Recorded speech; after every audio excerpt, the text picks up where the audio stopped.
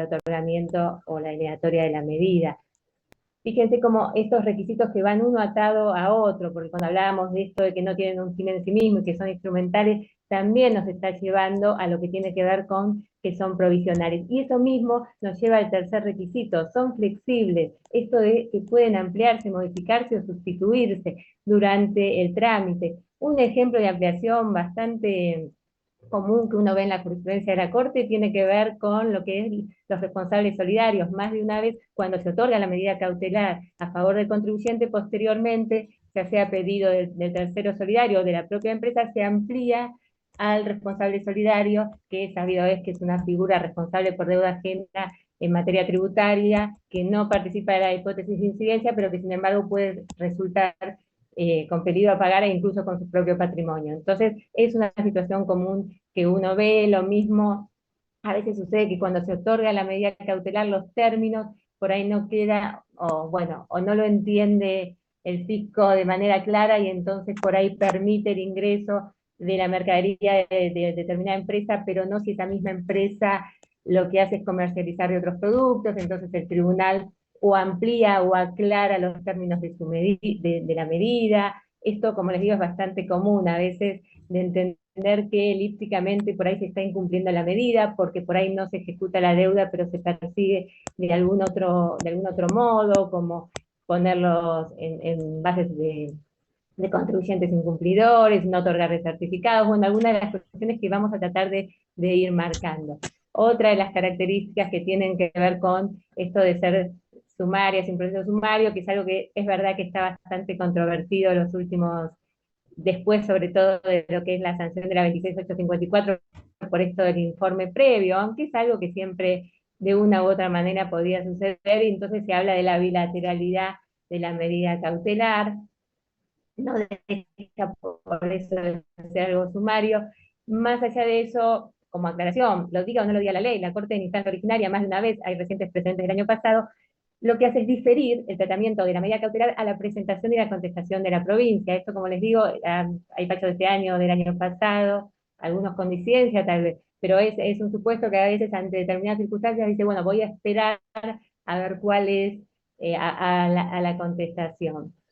Y en cuanto a los momentos de interposición, que también tenemos que tener presente, sobre todo en lo que es materia tributaria, similar a lo del administrativo, en lo que nos juega que muchas veces hay peticiones cautelares previas al inicio de la demanda, no, porque no, la interpuso previamente, y ahí tener siempre en cuenta el tema de la caducidad de estas medidas, y dentro de los 10 días de agotada la vía o de interpuesta la medida cautelar no se interpone la demanda. Del mismo modo, lo que les refería de cuáles son los alcances, hay muchas cuestiones controvertidas respecto de los alcances de las medidas, en cuanto a si son suspensivas, de no innovar, qué es lo que pasa con otro tipo de persecuciones de deuda, me refiero, pero que parecen persecuciones de otro tenor en cuanto al cumplimiento no de las medidas y cuando el tribunal se ha visto en la necesidad de sentar su alcance.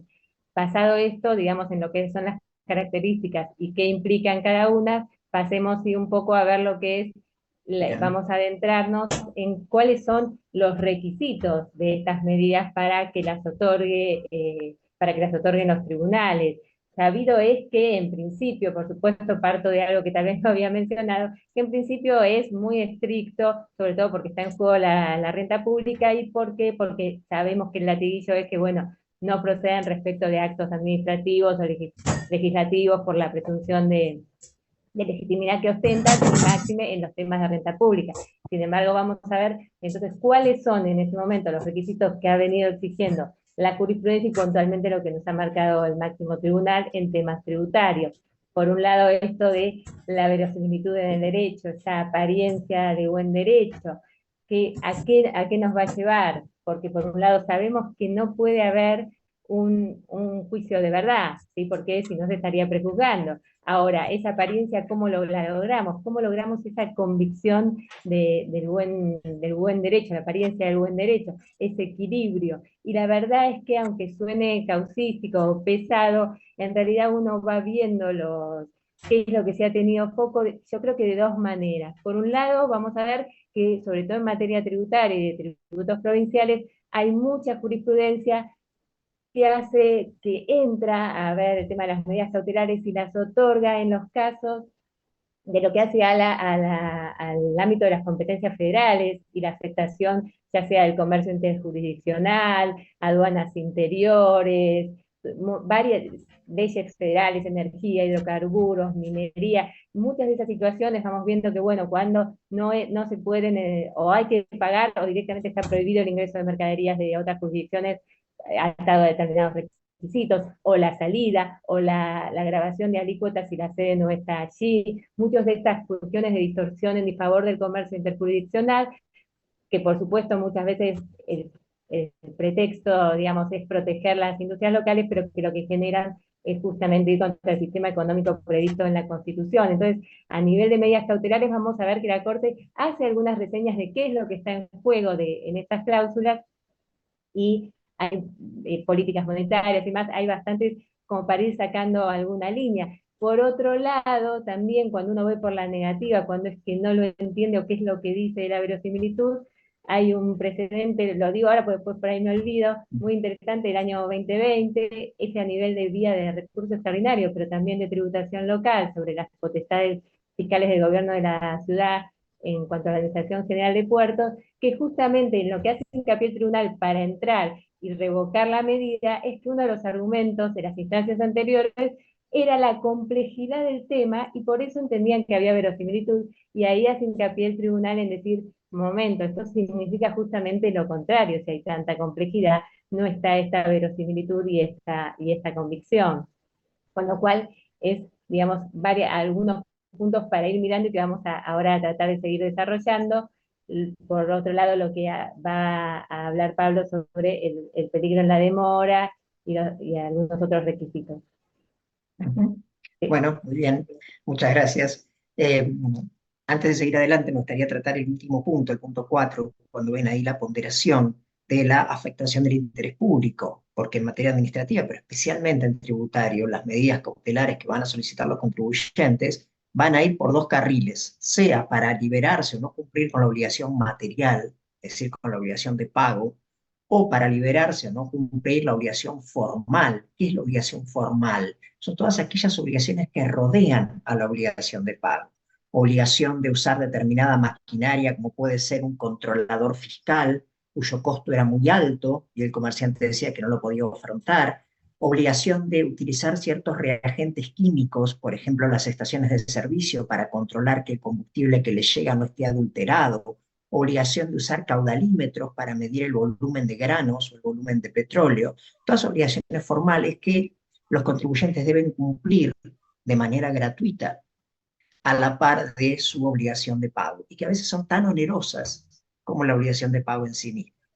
Y en estos casos, cuando se le solicita al juez que suspenda el cumplimiento de la obligación de pago, que suspenda el cumplimiento de esa obligación de hacer, lo primero que llega, la primera defensa del Estado, es que esto afecta el interés público, especialmente en lo que es la obligación de pago. Estamos difiriendo, estamos postergando un ingreso que afecta, como decía recién Anaí, la normal percepción de la renta pública. Afecta ese dinero que el Estado tiene previsto recaudar para atender al gasto público. Y acá se presenta una causa muy particular, que si bien esto ha sido es un fundamento muy usado por nuestra jurisprudencia y también la de la Corte, pero hay una sentencia muy particular que es del año 2007, que es Asociación de Bancos contra la provincia de Chaco, donde la provincia de Chaco había creado un impuesto a la capacidad prestable, un impuesto especial, cuya recaudación iba destinada a un fideicomiso provincial, no iba al tesoro de la provincia. Y esa afectación especial a un fideicomiso, a un patrimonio separado del Tesoro Provincial, le permite a la Corte decir que no está en juego la normal percepción de la renta pública. Al tratarse de fondos que iban a otro fin, que no iban a rentas generales destinadas a solventar el gasto general del Estado, entonces dijo, acá no se advierte que con la concesión de esta cautelar esté en juego la normal percepción de la renta. Muy bien, respecto de la suspensión del acto administrativo, es la medida más común y es detener los efectos de ese acto. Como yo les decía recién, sea una obligación formal o sea una obligación material. Pero ¿qué sucede si lo que busca el contribuyente no es detener los efectos de un acto, sino que es lo contrario, provocar un acto de la administración, tratar de conseguir una actitud positiva, que la administración le otorgue un certificado fiscal de inexistencia de deuda, que algunas jurisdicciones, algunas provincias, algunos municipios exigen como requisito previo para presentarse a una licitación o para que el municipio o la provincia le pague las facturas por los servicios que brinda el contribuyente, o un certificado de exención para que el contribuyente no quede sujeto a retenciones o percepciones que le practican otros sujetos. Y según el artículo 14 de la Ley de Medidas Cautelares, en estos casos se requiere una mayor rigidez para forzar a la administración a cumplir con ese acto positivo. Pero lo que vemos en la jurisprudencia, también en la jurisprudencia de la Corte, es que muchas veces se utiliza la medida cautelar de no innovar para conseguir idéntico objetivo. ¿De qué manera? Liberando al particular de la exigencia de tener ese certificado, de constar o de hacer constar frente a terceros con esa constancia. Por ejemplo, la causa telefónica móviles contra la provincia de Tucumán. Telefónica, la provincia de Tucumán le reclama una Perdón, yo a diferencia veces me pongo en tributaria estos cursos que no son de y, sancionatorio. perdón, y entonces, lo que solicita Telefónica es que mientras se discuta en la acción declarativa ante la Corte, se libere a Telefónica de tener ese certificado fiscal para contratar, para poder presentarse a licitaciones o para poder actuar como proveedor del Estado. Porque si no tenía certificado fiscal, la provincia no le abonaba las facturas por los servicios que Telefónica le prestaba al Estado provincial. Y la Corte hace lugar a esa medida cautelar en esos términos, no solo para que la provincia no le ejecute, no le cobre lo que le reclama, sino para que por otros medios la provincia tampoco obligue a Telefónica a cumplir. Por ejemplo, no otorgándole este certificado fiscal para contratar.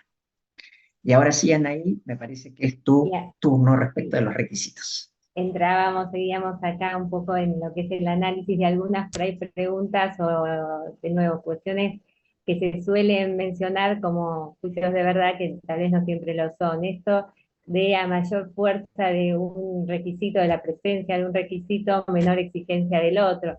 Yo sé que esto pues es discutible, hay autores y también hay fallos que lo afirman de manera tajante, pero la realidad es que tienen que darse los dos requisitos sin perjuicio de lo cual, o sea, yo concuerdo con, no sé, Pablo, yo concuerdo con que deben darse los dos y que es un análisis que tienen que hacer los tribunales. Ahora, sí me interesaría por ahí marcar algunas convicciones que tienen determinados jueces en materia de tributos fiscales, perdón, de tributos provinciales, que tiene que ver cuando la Corte marca una y otra vez la inconstitucionalidad de un tributo y ese tributo no solo no es derogado, sino que es replicado, que se sigue persiguiendo, hay jueces que entienden que ahí hay un incumplimiento de lo que hablábamos al principio, no estamos hablando de la Constitución, de obligaciones de derecho público, de un sistema federal. Entonces tal vez la convicción muchas veces de esta situación genera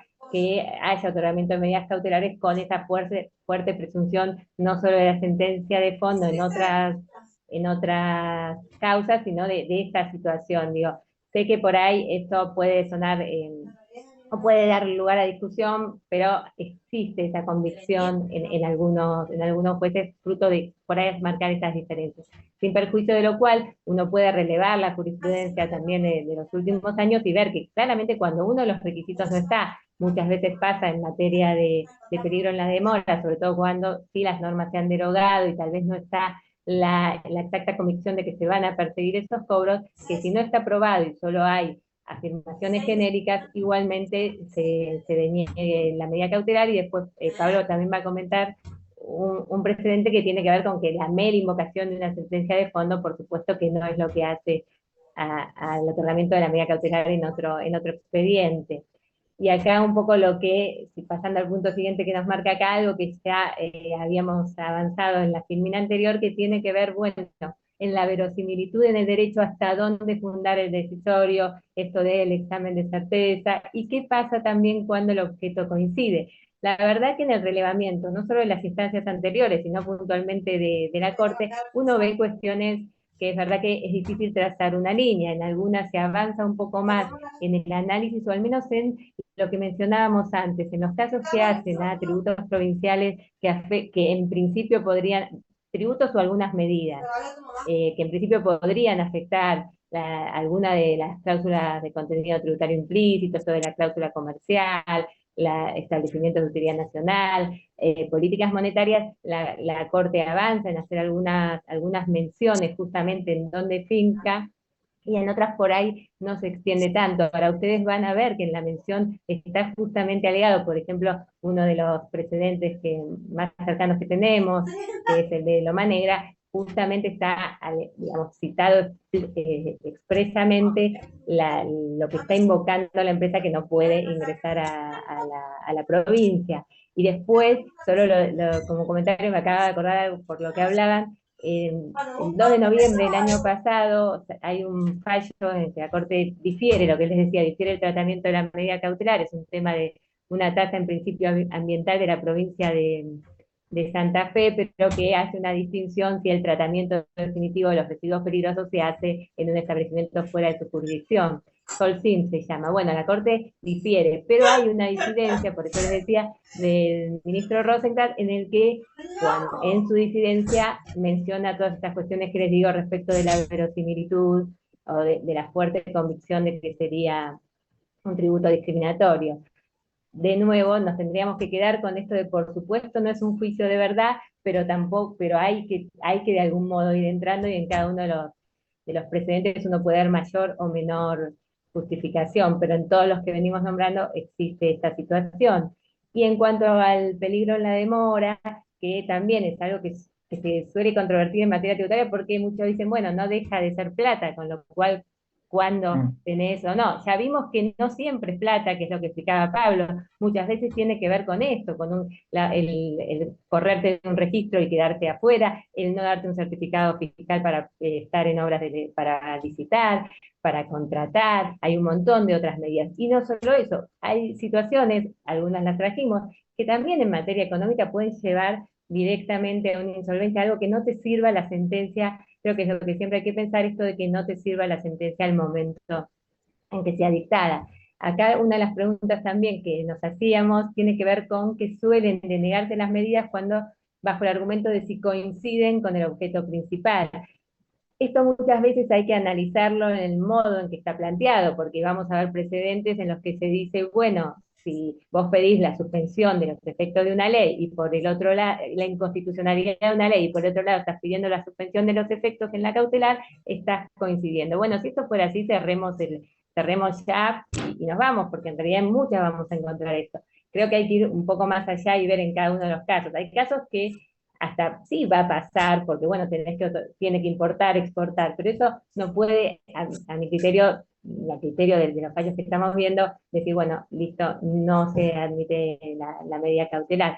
Lo mismo en estos puntos que habíamos marcado, dos cuestiones, aquí le doy la palabra a Pablo, que ya mencionamos, solo la consideración del interés público, no solo las rentas, a veces esto que marcaba Pablo respecto de la causa del impuesto a la captación neta de fondos, también la Corte en lo que es alícuotas diferenciales marca una y otra vez que tampoco estaría en juego ahí la percepción, en el sentido que lo único que está en juego es la diferencia, es pagar de más, pero sí pagan en el mismo piso, es decir, estas cuestiones se tienen en ponderación del mismo modo que a veces hablamos de interés público, pero no del fisco que deja de percibir, sino a veces del interés público en cuanto el contribuyente tiene determinada actividad, como es el caso de editoriales de diarios, además, en que también hay un interés público del otro lado en el que está en juego la medida.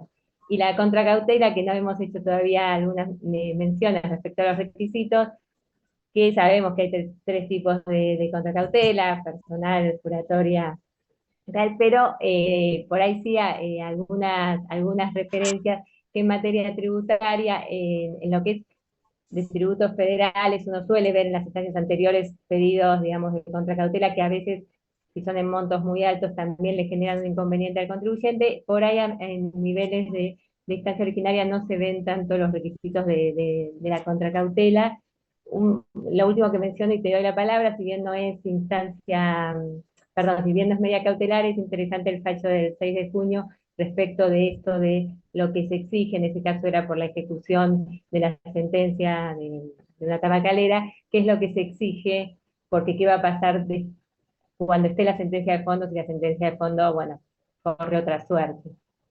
Ujú, Te cedo, exacto. Pablo.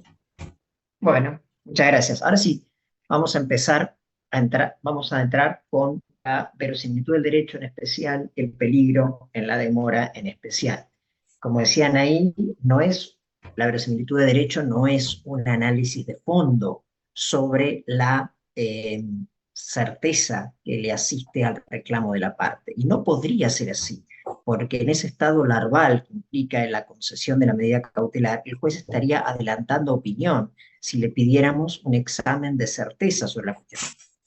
Tenemos muchísimas causas, incluso de la Corte, donde la Corte da la cautelar al comienzo del juicio y años más tarde, cuando dicta la sentencia termina dándole la razón al fisco, con lo cual la cautelar obviamente queda sin efecto.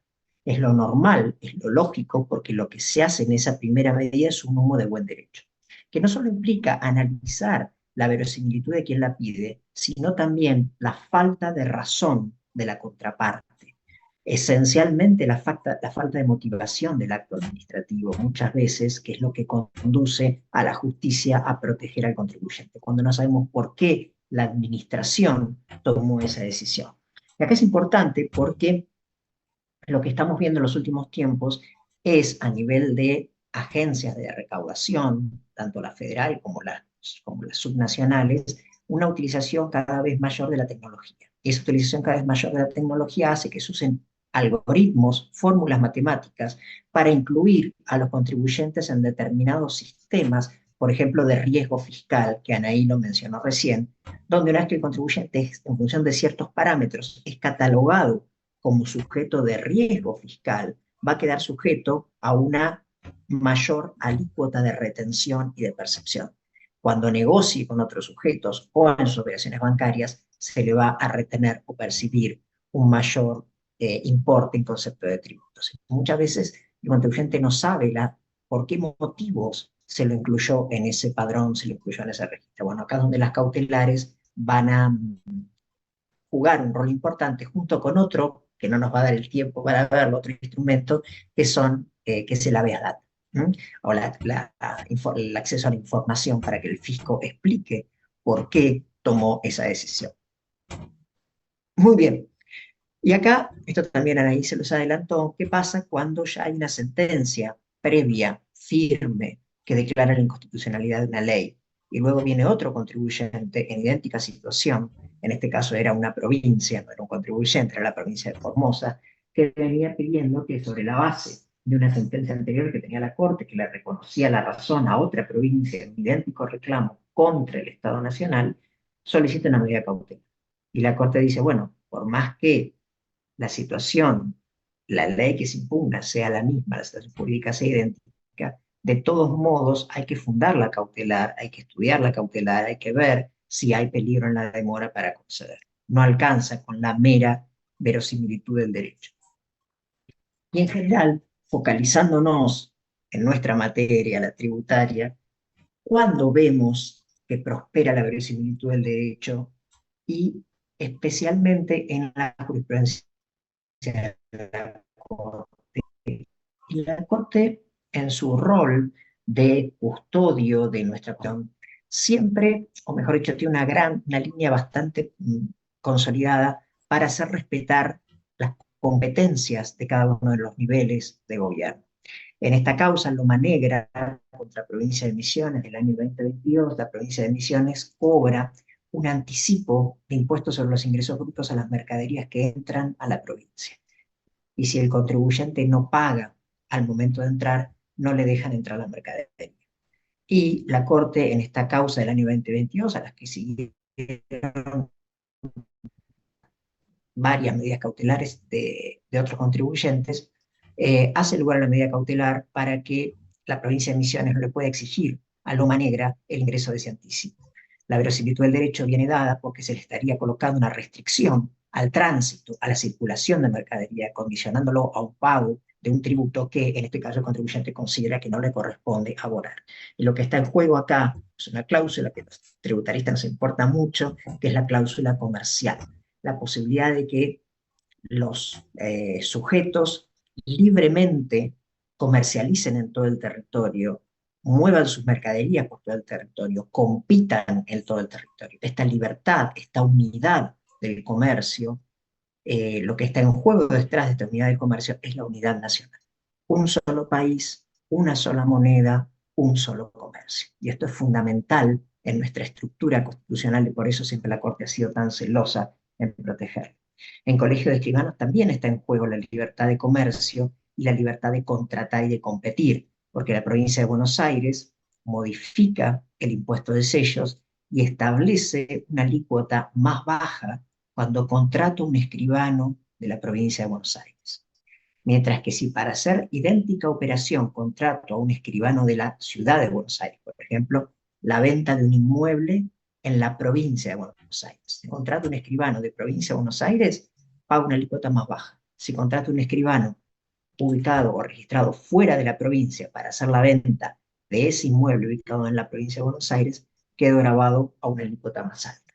Obviamente, esta medida estaba enderezada a favorecer la contratación de los escribanos registrados en la provincia de Buenos Aires. Y esto afecta, o la Corte entendió en esa medida cautelar, que había verosimilitud del derecho para hacer lugar al planteo, que en este caso, fíjense lo interesante, lo plantea no un escribano, hubo planteos de escribanos persona física, pero plantea el organismo representativo y que tiene el control de la matrícula de los escribanos en la ciudad.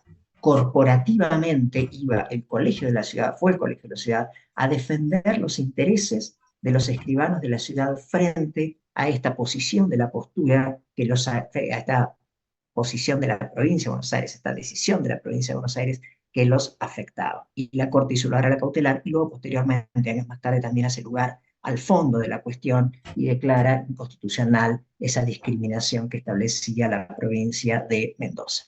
Idéntico resultado, idéntico planteo fue con la provincia de Mendoza y con la provincia de San Luis. En Action, el tercer fallo, ahí está el punto D, Action Energía, se trata de operaciones rancho y su tratamiento del impuesto sobre los ingresos brutos. La operación rancho es la operación de aprovisionamiento del buque que está en el puerto, la venta, en este caso Action era combustible, es el buque, que ese buque lo va a usar en el viaje internacional. Y lo que se discute aquí es si esa operación rancho está alcanzada o no con el impuesto sobre los ingresos brutos, o tiene un tratamiento similar a las exportaciones que están exentas. Bueno, la Corte, en tres causas, la primera es Action, la segunda es Shell, la tercera es YPF, hace lugar a la medida cautelar porque entiende que hay verosimilitud del derecho. Se trata no solamente de operación rancho, sino también de subsidios otorgados por el Estado Nacional para la venta de gasoil y para la venta de gas licuado de petróleo, del gas de garrafas, subsidios que otorgaba el Estado Nacional para bajar el precio de venta de estos productos y que la provincia pretende gravar ese subsidio con el impuesto sobre los ingresos brutos al solicitarle a las empresas que lo incluyan en la base imponible del impuesto. Y de esa forma lo que se discute ahí es si las provincias no están encareciendo esa actividad gubernativa típica que realiza el Estado Nacional de subsidiar para mantener bajo el precio del gasoil y el precio del gas que se vende en garrafas. Y último, Asociación de Bancos contra Provincia de Chaco, que ya lo mencionamos, el impuesto a la capacidad prestable. ¿Por qué era importante este impuesto a la capacidad prestable? Porque lo que busca la provincia, vamos a explicar los detalles del impuesto, era encarecer los préstamos que otorgaba el banco fuera de la provincia de Chaco. La provincia de Chaco lo que quiere es que el dinero que se capte en Chaco se preste en Chaco y no se lleve para prestar a Formosa, no se lleve a prestar a Corrientes, se preste en Chaco. Y lo que está haciendo, como finalmente lo termina diciendo la Corte en su sentencia de fondo, donde declara la inconstitucionalidad de este impuesto, lo que está haciendo la provincia de Chaco es nuevamente torciendo las corrientes naturales del comercio. Está forzando, intentando forzar al banco a prestar en una determinada provincia y no puede manejar libremente su comercio como mejor le conviene. y esto afecta nuevamente la Unión Nacional. Este es mío, Anaí, sí, creo que es el último, y respecto especialmente de una controversia por la cual hemos tenido enorme cantidad de expedientes, que es el tema del impuesto sobre los ingresos brutos, cuando las provincias rebajan la alícuota o eximen a la actividad cuando se desarrolla con planta industrial ubicada en la provincia. Exigen el requisito de que la planta industrial esté ubicada en la provincia para acceder a la reducción o a la exención. Y en estos casos, nuevamente, lo que está haciendo la provincia es alterando las corrientes naturales del comercio. Está forzando al contribuyente a radicar su planta industrial para poder acceder a ese beneficio. Y en estos casos se ha encontrado que hay verosimilitud del derecho. Tenemos también gran cantidad de sentencias ya sobre el fondo que convalidan la inconstitución, o que declaran la inconstitucionalidad de estas leyes. Y lo que dice la Corte es que la medida cautelar alcanza únicamente ese diferencial de alícuota, esa diferencia entre la alícuota general que pagan los contribuyentes que tienen planta industrial y la alícuota más alta que tienen que pagar aquellos que no tienen planta industrial. Únicamente por ese diferencial es que se concede la medida cautelar, porque ese diferencial es lo que quebranta, como dice acá la transparencia, la potestad del gobierno federal de reglar el comercio. Muy bien, doctora Una clara Pérez. referencia a esto, Pablo, que estamos comentando, que hicimos bastantes menciones, que no es que la conclusión del fallo, más allá de que llega a esto que es lo que dice Pablo, pero lo interesante también, digo, a nivel que excede la cautelar, es ver que esto que estamos diciendo de que en el fondo lo que busca la provincia mismo, las provincias lo reconocen, o sea, lo que están, tienen la convicción de que es legítimo para proteger o promover su industria, este tipo de medidas. Entonces, eso está en los fallos que vamos a pasar el listado, justamente los argumentos que una y otra vez dan en el convencimiento de que esas medidas sí se pueden otorgar. Digo eso para pensar más allá de las medidas cautelares, no uno de los problemas que tenemos. Pero, Exacto. Nos estarían quedando 10 minutos si queremos sí, entregar en término a las 16, cerremos. así que vamos a A ver, ¿qué nos queda? Bueno, hicimos ir a la mía. bastantes referencias, creo, a todo esto que tiene que ver con el peligro en la demora. Por ahí sí una mención a un fallo que tenemos en el listado, que es un fallo de febrero del 2018, Minetti. Es un tema de tributos provinciales, pero ahí lo interesante, por ahí, si lo van a leer, justamente está el foco es un tema de distintas disposiciones sobre el azúcar y la exportación y los cupos que trae la provincia de Tucumán, pero lo interesante en el fallo sobre la medida cautelar, que sale 3-2, es que el foco está puesto en que, si bien la situación económica de la empresa estaba clara, el voto de la mayoría que deniega la medida cautelar hace hincapié en que muchas de las razones que llevaron a la empresa, en ese caso, a estar en esa situación económica, excedían y en mucho la situación concreta de estas medidas. Es decir, que había partes que eran propias de otro tipo de conducta. Entonces, bueno, quedándonos en lo del peligro, más allá de lo que dijimos,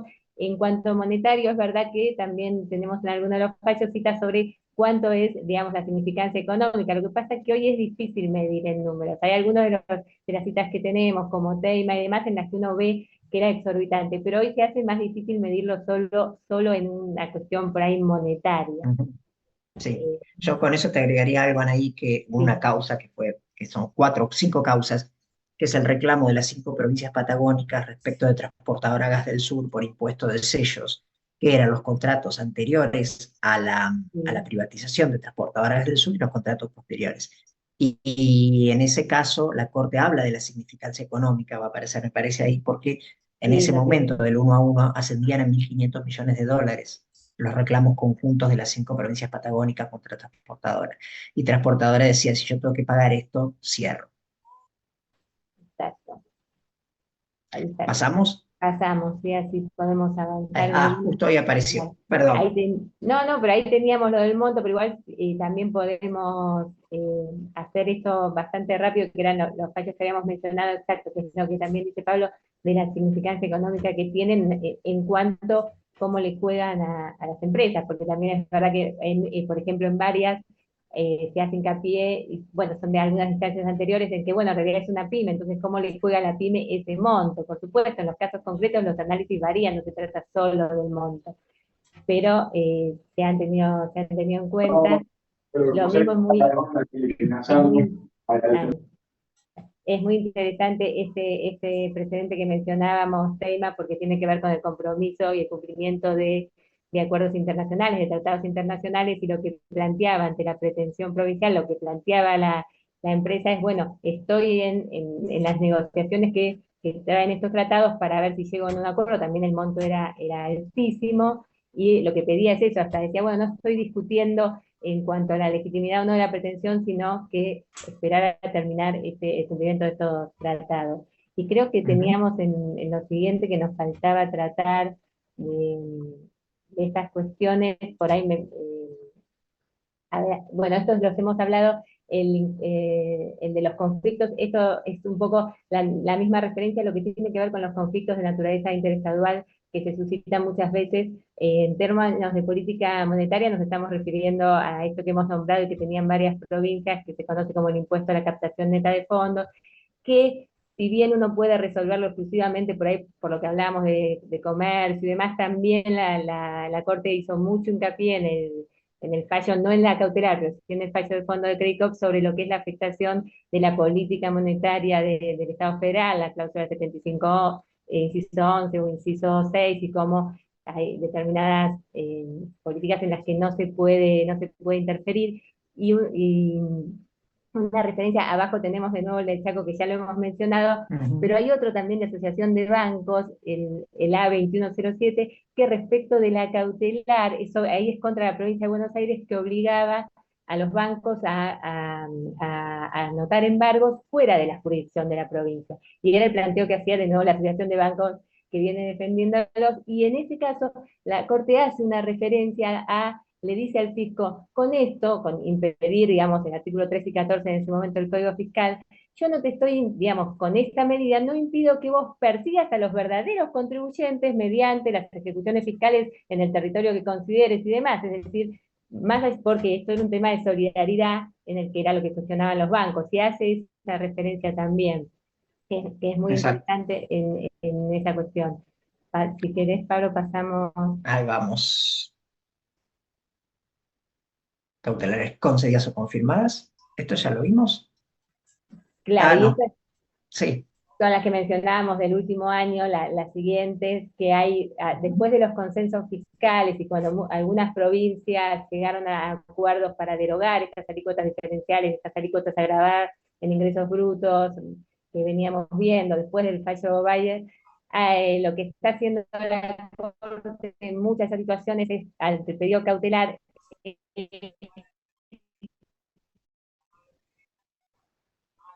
digamos, al solicitarle un informe de aprendimientos de determinación. Y por eso hay distintos precedentes del año 2023 o algunos del 2021 ya, denegando la medida cautelar por la falta clara de peligro en la demora. Estos que tenemos en esta filmina son los primeros que sí se habían otorgado sobre las diferencias en la medida cautelar. Perfecto. Y las que seguían eran estas que son como veíamos, bueno, el 2021 algunas, y sigue habiendo, está pasando bastante en esos casos porque, bueno, no se verifican. Claro. Y en estos lo que la Corte apunta es que no hubo actividad alguna por parte de la provincia tendiente a reclamar la diferencia de impuestos basado en esa denegatoria, o en esa, sí, denegatoria de exención o de alícuota reducida, con lo cual la falta de actividad administrativa es lo que impide tener por configurado el peligro en la demora. Sí, incluso ¿No? en las audiencias por ahí decían, no, que la convicción era no perseguirlo, entonces es como que, bueno, generaba. Exacto, exacto. Bueno, respecto de la legitimación, acá lo que le queríamos marcar con estas presentaciones que vamos a ver ahora es que las medidas cautelares no solamente van a poder ser pedidas por el contribuyente, sino por las asociaciones o colegios representativos. Respecto de las asociaciones, la Corte y cierta jurisprudencia es más restrictiva porque entiende que el artículo 43 de la Constitución Nacional, en cuanto faculta a estas asociaciones o entidades a acudir en representación de sus asociados, no la faculta para ir en defensa de los derechos patrimoniales propios, que esos derechos patrimoniales son disponibles por cada uno de ellos y que en consecuencia cada uno de ellos es el que va a tener que venir a manifestar si tiene interés o no en solicitar esa medida cautelar. Máximo en materia tributaria, donde muchas veces los planteos van a depender de la situación particular de cada contribuyente. Por ejemplo, en todo lo que hace a la confiscatoriedad, cuánto del tributo en cada situación de contribuyente va a absorber su capital, su renta, en un tema bastante complicado que hemos tenido en el impuesto a las ganancias, como ha sido la posibilidad de computar o de ajustar por inflación los balances. En esos casos siempre se dijo, no, esto hay que no puede venir una entidad representativa a objetar esa previsión de computar el ajuste por inflación.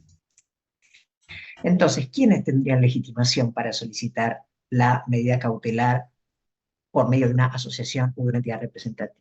Y en general, y para hacer una síntesis, lo que me parece a mí es que lo más seguro es cuando esa asociación, ese colegio profesional, acude en defensa de un derecho no patrimonial. No patrimonial, ¿qué significa? Por ejemplo, el caso de la Asociación de Bancos viene diciendo, esto interfiere con el manejo financiero del Estado Nacional, con la regulación de los bancos, con la libertad que tienen los bancos para tomar dinero donde quieren y prestar dinero donde quieren dentro del país, dentro de esa unión nacional de la cual hablábamos. Y en el caso del Colegio de Escribanos, el planteo del Colegio de Escribanos es que se discrimina y se ofende a los escribanos de la ciudad porque se les impide actuar en masa en otra provincia. Se los confina, se les prohíbe acceder a al mercado de la provincia de Buenos Aires al imponérseles una alícuota de impuestos de sellos más alta si es que ellos pretenden intervenir certificando o dando fe sobre negocios ocurridos en esa provincia. En estos casos tenemos 2 cautelares concedidas para estas entidades. Y después, esta más reciente, Alain, Solo tuya. la menciono porque ya sé que estamos en tiempo, pero es interesante por ahí mirar, y es justamente en la línea con lo que decía Pablo, de cuando son derechos patrimoniales, en la línea de sociedad rural, qué es lo que pasaba acá, el cuestionamiento que hace la Cámara de Unión de Empresarios es sobre el impuesto al juego, digamos lo que está en la alícuota del 49% en ganancias, y 2 cuestiones solo para marcar interesantes. Por un lado, que la Corte, a pesar de que la medida cautelar ya había sido revocada por la Cámara, ante el agravio y el recurso extraordinario del fisco respecto de la falta de legitimación de la Cámara, la Corte decide abrirlo en esa instancia con el argumento de que, bueno, si no hay legitimación, no hay caso causa, y es una de las veces que entra en esa instancia que a veces se dice, bueno, no va a entrar en esa instancia. Hace el análisis y lo que entiende, y es interesante, hace todo este punteo respecto de lo que son los intereses individuales, intereses colectivos y los intereses individuales homogéneos, y a su vez avanza, ninguna de estas entra. La Cámara ya había dicho eso, pero la Cámara había dicho que sí entraba por lo que era, digamos, el estatuto, y ahí es donde la Corte hace una síntesis de no solo de la jurisprudencia, sino de qué significa el estatuto y qué tipo de intereses persigue de los asociados, y justamente hace hincapié en esos intereses patrimoniales, individuales, sobre todo con temas de, como argumentos, pensemos en esto, que es lo que decía Pablo, confiscatoriedad, cuestiones de hecho y prueba. Claramente la Corte tiene ahí una línea marcada, pero es interesante el despacho para tenerlo como actualización de las diferencias entre el 43, entre Alavi, entre qué es lo que vienen cuestionando. Y creo que Sí, estamos sí. pasados de Sí, hora. estamos pasados. Así que nada, si te parece, hacemos una mención rápida al recurso extraordinario.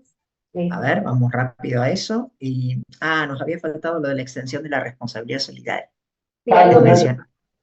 Pablo y Anaí Sí, pueden extenderse tranquilos, no hay problema, estamos bien con el tiempo, así que pueden no, extenderse. vamos, 5 minutitos más y ya terminamos. Esto sí nos parece importante porque es bastante común, que es los solidarios, porque como decían ahí, la provincia o el municipio, o el mismo Estado Nacional, cuando le reclama la deuda, por ejemplo, a una sociedad anónima, es habitual que extienda el reclamo de la deuda a los directores de la sociedad.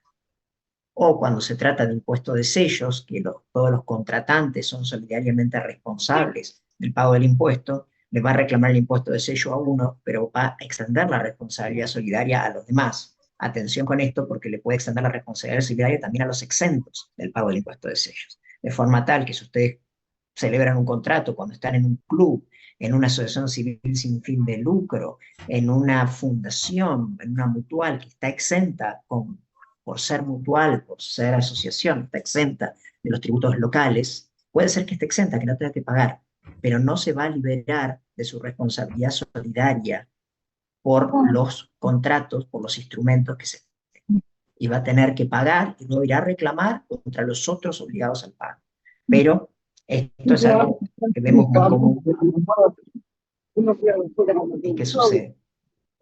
Ahí estamos. Bueno, perfecto. Entonces, ¿qué pasa cuando el contribuyente principal, contribuyente, va a reclamar por la deuda que le están queriendo cobrar y solicita una medida cautelar? Bueno, luego los solidarios también van a poder solicitar la ampliación de esa medida cautelar, y eso es lo que sucedió en el caso de Telefónica Móviles respecto de terceros que habían celebrado con ellas, en un caso de impuestos de sellos, o de directores, que es el caso de Toyota contra Provincia de Córdoba. En estos casos la Corte amplió la cautelar e incluso fue un paso más allá en esta última causa, en la de Telefónica contra Misiones, porque respecto de los solidarios ya se había iniciado la ejecución fiscal. Y la Corte le ordena al juzgado local, donde está la ejecución fiscal, que ordene el levantamiento de los embargos, porque había una cautelar que beneficiaba al contribuyente principal respecto de ese mismo reclamo tributario, entonces no tenía sentido permitir que la provincia le cobrara a los solidarios. Se estaba burlando, si se quiere, el alcance de la cautelar ya otorgada por la. Así que esto nos parecía muy importante traérselos, estos fallos de Telefónica Móviles y de Toyota. Y ahora sí terminamos con el recurso extraordinario. El recurso extraordinario, el problema que tienen las medidas cautelares, como dijo Anaí desde el comienzo, es que se trata de sentencias provisorias, sentencias que pueden ser modificadas en cualquier momento y que por ende carecen del requisito de sentencia definitiva que exige el artículo 14 de la ley 48 a los fines de la procedencia del recurso extraordinario. ¿Cuál es la forma de vencer, de saltar ese óbice? Mediante la alegación de la gravedad institucional. La gravedad institucional es lo que nos permite, lo que le permite a la Corte en realidad prescindir de ese requisito de sentencia definitiva, igualmente tomar el tema y analizarlo para confirmarlo, para revocarlo. Y acá también lo que observamos es que la gravedad institucional no solamente puede ser alegada por el fisco, que es lo más común que uno ve, porque el fisco lo que va a alegar es que está en juego o la normal percepción de la renta pública, se trata de que no le impiden cobrar, o que está en juego sus facultades de verificación y fiscalización, cuando lo que le están frenando es su facultad de exigir un controlador fiscal, un caudalímetro, esas obligaciones formales que le permiten al fisco verificar y controlar mejor. Pero también el particular puede alegar esa gravedad institucional. Esto lo vemos muy comúnmente con las empresas prestadoras de servicios públicos, de electricidad, de gas, de ferrocarril, donde vienen alegando que la pretensión fiscal de la provincia, la pretensión fiscal del municipio, afecta la normal prestación de servicio público. También cuando el contribuyente va a invocar decisiones anteriores del tribunal o incluso de la Corte que le dan la razón a otros contribuyentes en situaciones similares. Reclamos de impuestos de sellos por operaciones no instrumentadas, de regalías hidrocarburíferas, de impuestos sobre los ingresos brutos con alícuota diferencial. En estos casos también hay una gravedad institucional, se invoca que la decisión de la provincia o del municipio que siga adelante con el reclamo, pese a que existe una consolidada línea jurisprudencial, en especial de la Corte, que sostiene lo contrario, esto afectaría el normal funcionamiento de las instituciones. Espérenme que ahí estamos. Bueno, y con esto ya terminamos. Habíamos traído algunos fallos que no nos dio el tiempo, y si te parece, Anaí, cerramos con las conclusiones. Un minuto, me pasé. Sí. No, y lo único que por ahí no habíamos Sí. mencionado de todas estas que tenemos y del tema tiene que ver con cuando con la medida cautelar se desnaturaliza el proceso porque son años y años de prórrogas y prórrogas. La Corte lo ha marcado en más de una situación y en uno de esos listados de fallos es el que les comentaba respecto de la prevención del Gobierno de la Ciudad de Buenos Aires y la Administración General de Puertos. Y ahí la Corte, que es un fallo del año 20, hace hincapié en esto de que hacía como casi 20 años que entre cautelares y demás no se podía ejercer la pretensión y ahí de nuevo se desnaturaliza el fin de la medida cautelar. Tal cual, tal cual. Bueno, y lo que nosotros vemos, y siempre que nos toca dar este tema de cautelares, nos pasa lo mismo, porque nos empiezan a llegar WhatsApps de conocidos nuestros que trabajan en las direcciones de rentas y que dice que siempre a las pobres direcciones de rentas se les obstaculiza y se les impide y no se les deja hacer nada, que lo que es fundamental en estos casos es un adecuado procedimiento administrativo donde el contribuyente tenga la posibilidad de defenderse, de producir prueba, de ofrecer prueba, de producir prueba, y que la administración en un acto administrativo exprese los motivos por los cuales toma esa decisión. Ese buen procedimiento administrativo, una medida cautelar que pretenda el contribuyente, que pretenda solicitar el contribuyente. Y por eso los jueces van a tener que de por qué toman esa protección cautelar y deciden suspender el cobro, que sería lo lógico frente a esa presunción de legitimidad y esa fuerza ejecutoria que va a tener el acto. Así que, doctora Pérez, no sé si quieres cerrar. Nos pasamos un poquito de tiempo, disculpen, pero bueno, nos gusta el tema. Así que bueno, agradecerles mucho la paciencia, espero que les haya sido de utilidad. Y hay varias preguntas y después pasamos el Power con la lista. ¿Cómo no? Perfecto, muchísimas gracias Anaí y Pablo, y si les parece, si ustedes están de acuerdo, abrimos un espacio para las preguntas de las y los colegas que están en esta reunión. Bueno, Pablo y Anaí se prestan a que podamos hacer algún tipo de preguntas, así que bueno, a ver si hay alguna inquietud al respecto. La verdad fue excelente esta ponencia y muy valiosa. Súper agradecemos. Sí, ahí la tenemos a la doctora Jiménez Solano y a Natalia Macei. ¿Cómo le va, doctora Jiménez Solano? Un gusto saludarla. ¿Cómo anda, doctor? Es un placer como siempre. Los molesto a los doctores con una pregunta y una duda. Se había hablado, y yo hice un par de comentarios ahí en el chat, porque se había hablado de que las medidas cautelares son a base generalmente en este tipo de área, de lo que sería una cuestión patrimonial. Y se habló del impuesto a las ganancias. Y ahí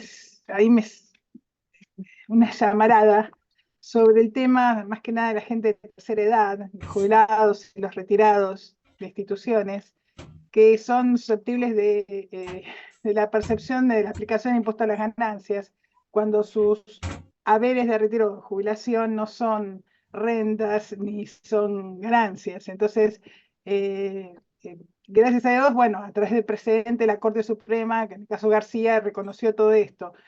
Pero en muchos casos, en muchos juzgados, se torna un poco difícil el evitar o el solicitar y que se le otorgue la medida cautelar a esta gente que es de tercera edad y vulnerable. Y obviamente toda la protección del orden público, constitucional y convencional les asiste como para requerir una medida cautelar, y nos encontramos en algunos casos con paredes por parte de algunos tribunales, gracias a Dios son los menos, donde ven del lado más patrimonial, y considero que en estos casos no hay nada patrimonial, sino que es una cuestión de sustento y de supervivencia. Entonces estamos hablando de un derecho humano netamente y fundamental. Por eso es que quise hacer este aporte. Me parece que en estos casos no son cuestiones patrimoniales. Totalmente. Permiso, Anaí. A mí me encantaría, siempre que sale este tema del impuesto a las ganancias y las jubilaciones, el fallo García, y me parece, doctora Jiménez Solano, que usted dijo una palabra que es clave acá, que es la situación de vulnerabilidad. Y la verdad que cuando uno escucha a los jueces que les llegan enormes cantidades de estos reclamos, dicen, pero ¿por qué el Congreso no tomó una decisión al respecto? ¿Por qué el Congreso no fijó un mínimo no imponible si se me permite la expresión, decente, razonable. ¿Cómo puede ser que se presenten estas situaciones? ¿Cómo esto todavía lo seguimos discutiendo después de tanta cantidad de años? Eso es lo que realmente a mí me parece sorprendente, si se quiere. Y creo que la justicia pobre trató, el fallo García, tratan de hacer lo que pueden con esta situación y a veces no pueden. ¿Sí? Sí, incluso en García Blanco, que es posterior, que es de mayo del 2021, en el que se hace hincapié justamente en el tema del tiempo, y que si vamos a ponernos técnicos de que te lo tiene que devolver la AFIP y no la ANSES, y lo mandás a que ocurra por esa vía, el tiempo, digamos, es marcado. Esto que usted dice, doctora, también está, hay varios precedentes sobre lo que hablábamos antes de títulos públicos y la edad, y de que por ahí los titulares en ese momento ya tienen 95 años, hay una sentencia, un voto de Rosati que habla específicamente de eso, dice, estamos hablando de que pasaron 20 y pico años, esta persona tiene 95 años, que eso uno, es verdad, lo ve y los expedientes, digamos, va viendo estas situaciones. Bueno, muchas gracias. Gracias. Queremos agradecer a los amigos los comentarios elogiosos, que por supuesto son amigos, así que no valen, con lo cual estamos muy agradecidos de estar aquí. Natalia Masari. Hola, buenas tardes. Pablo, yo he tenido el gusto de tenerte como profesor en la Austral. No tengo amistad y siempre es un gusto escucharlo. Mi pregunta está circunscripta en realidad a que la doctora Monti me dijo que esperara esta semana para consultarles algo muy puntual. Filcrosa, luego de la entrada en vigencia del Código Civil, ¿ha muerto? La doctora Monti siempre nos deja estas bombas. Ella dice, esperen, esperen. Y voy a hacer un agregado. Cuando te tuve como profesor, yo trabajaba para el fisco. Hoy trabajo en el Tribunal Fiscal. Nosotros tenemos la restricción de no poder declarar la inconstitucionalidad de las normas, salvo que la Corte declare la inconstitucionalidad de las mismas, y recién ahí podemos levantar esa consecuencia de los precedentes que ustedes emitan. Obviamente, tenemos hoy el gran debate en materia de prescripción para todos los periodos posteriores al Código Civil de agosto del 2015 y obviamente estamos a la espera de que la Corte haga más sencillo nuestro trabajo, por decirlo así. Sí, totalmente. Lo que nosotros vemos a lo largo de la jurisprudencia de la Corte, de los 169 años que llevamos desde el primer fallo de la Corte del año 1863, es que la Corte siempre sostuvo que esta facultad de regular el derecho de las obligaciones, todo el derecho de las obligaciones, la forma como se contraen, la forma como se extinguen, le pertenece al Congreso en uso de las facultades que comienza con Lorenzo Larralde, pero después a lo largo de más de 160 años la Corte siempre sostuvo que esta es una facultad del Congreso para todo el país. Y creo que se basa en ese debate que hubo en la Convención Constituyente, si mal no recuerdo, el 28 de abril del año 1853, donde Gorostiaga le decía a Zavalía que las peculiaridades locales solo van a tener reflejo en el código de forma, en los códigos de procedimiento. Esa enorme diversidad de población, de geografía que tenemos en nuestro país, no tiene que afectar la Unión Nacional, que queremos ser un solo país con una sola legislación uniforme de fondo. No queremos tomar el modelo americano, el modelo de Estados Unidos, donde cada estado tiene su código penal, su código civil, su ley de sociedades. Eso no, dice Gorostiaga. Queremos que esas peculiaridades locales solo se reflejen en el código de procedimiento. Con lo cual me parece que no debería cambiar demasiado la postura de la jurisprudencia, máxime con la redacción que se le dio a la modificación del Código Civil y Comercial. Si ustedes se fijan cómo está redactado el artículo, dice, las provincias podrán regular lo atinente a la prescripción liberatoria de sus tributos en lo referido al plazo, algo así. Y ese podrán, ¿qué significa? Que el Congreso los está autorizando a las provincias. ¿Por qué el Congreso los está autorizando? Porque el Congreso es el que tiene el poder delegado. Entonces el Congreso le está diciendo a la provincia, este poder delegado que tengo yo, te dejo usarlo en lo referido al plazo. de liberación de los tributos. Y es extraño porque por más que el Congreso las autorice, el 126 de la Constitución Nacional dice que las provincias no ejercen el poder delegado. No ejercen el poder delegado por ellas, aunque ellas lo decían, o aunque el Congreso se lo delegue. Con lo cual, aunque exista esa modificación, parece bastante difícil de sortear esa clara prescripción del 126 de la Constitución, que las provincias no ejercen el poder delegado. Pero bueno, se verá.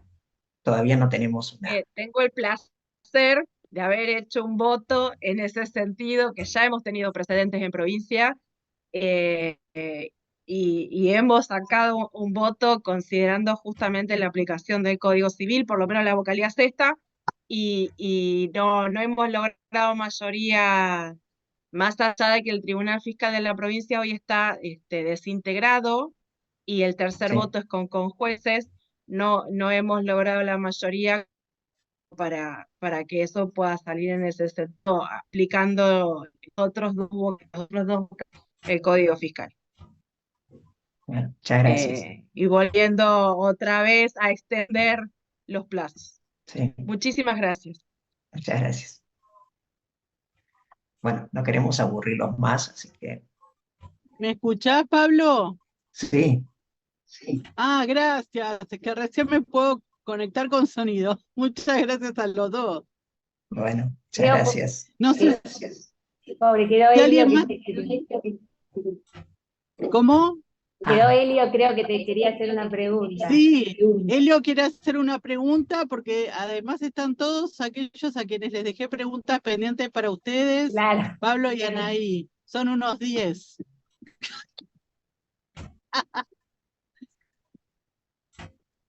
Elio, te escuchamos. No te vemos, pero si estás por ahí, abrí el micrófono. A ver si me escuchan ahí, porque tengo una conexión bastante inestable. Buenas tardes. Muchas gracias a los dos. Excelente exposición. Bueno, Pablo, te conozco a través de Laura, así que ya la doctora Anaí, un placer hoy. Voy a hacerlo cortito porque Patricio nos está esperando.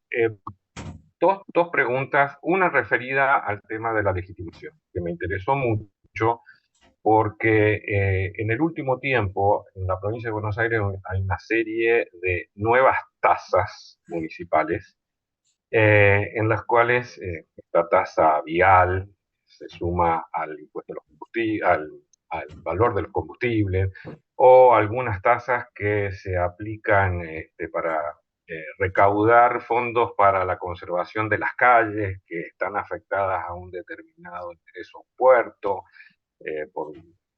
que se destruyen por la carga pesada. Digamos.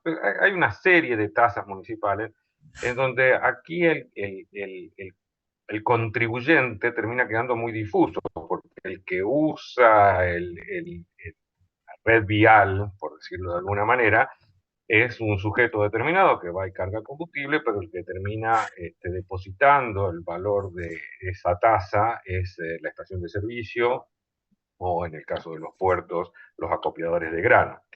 Entonces, ahí se presenta un poco el tema de la legislación, porque realmente son casos en donde pareciera que una judicialización sobre la constitucionalidad o no de esas tasas está, digamos, hacerla a un particular individual parecería que no tendríamos la suficiente fuerza para litigar. Entonces, lo que pregunto es, en estos casos, aquellos federaciones, asociaciones de, por ejemplo, de propietarios de estaciones de servicio o las cámaras que manejan los acopios de granos en los puertos, ellos a su criterio tendrían legitimación como para accionar por la inconstitucionalidad de estas normas y en todo caso solicitar una medida cautelar, o ven que podría estar más vinculado, especialmente por el tema de si la tasa,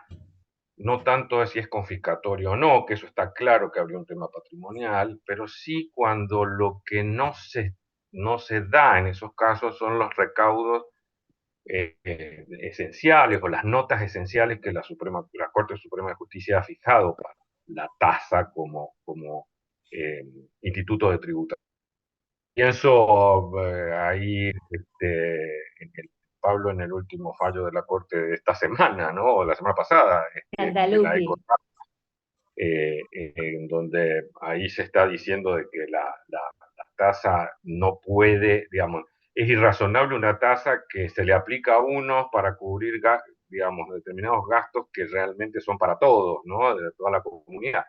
Entonces, eso es un caso, digamos, y creo que lo que está vinculado con este mismo tema es la segunda pregunta, es si frente a un análisis preliminar de la tasa que está en juego, si el juez advierte que esa tasa no reuniría las condiciones especialmente muy remarcadas en el caso de la ecotasa ahora de Bariloche, en este fallo de la Corte, ¿podríamos decir que el juez en esos casos puede ver una verosimilitud en el derecho para conceder la cautelar? Y si querés, voy un poco con la legitimación, primero, porque esto que vos marcabas del fallo que salió hace 2 días, sí tenía uno previo que hablaba justamente de la legitimación y excede la legitimación a lo que es el contribuyente en particular y deja claro lo que tiene que ver con los agentes de retención y percepción, con lo cual son interesantes esos precedentes, y también hay muchos de la Corte referidos a que obviamente la potestad para cuestionar excede mucho al contribuyente, más cuando lo que se termina discriminando, como también veíamos en Colegio de Escribanos, muchas veces están las fuentes de trabajo, ejercer industria lícita, la igualdad, la razonabilidad. Eso digo, no pretendo adelantar opinión sobre eso, sobre esa situación, pero en el caso, para igual dar también tu opinión, de las cámaras y más, hay que, no es exactamente igual que lo que tiene que ver con ser agente de retención y con ser estación de servicio, digamos, o cámara, o un hotelero, no, pero creo que ahí hay muchas, sirven mucho, y sobre todo Cantalupi, que creo que la Corte remitió el dictamen, si no me equivoco, en lo de legitimación, que es anterior a este, y sirve mucho las pautas que tira ahí sobre la legitimación en este tipo de casos. Si quieres, Pablo, te dejo la tasa.